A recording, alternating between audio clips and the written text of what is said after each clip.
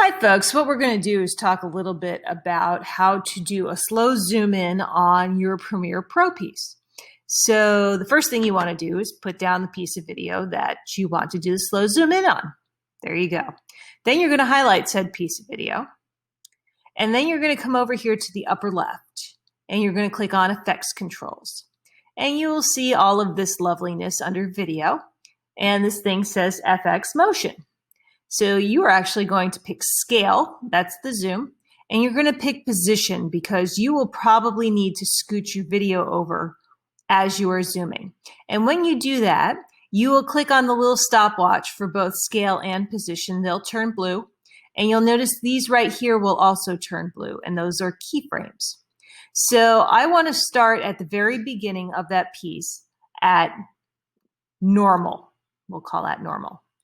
At the end of that piece, I want to be zoomed in at, we'll say 200% there. And then let's adjust him a little bit so that he is not off the screen when he is big like that. So we'll just scooch him around. So now you have multiple keyframes, okay? So when you do hit play, like this, you will see a very slow zoom in, and you will see that it is also moving over. And you can adjust this as much as you want, but real quick, that is how you put together a slow zoom.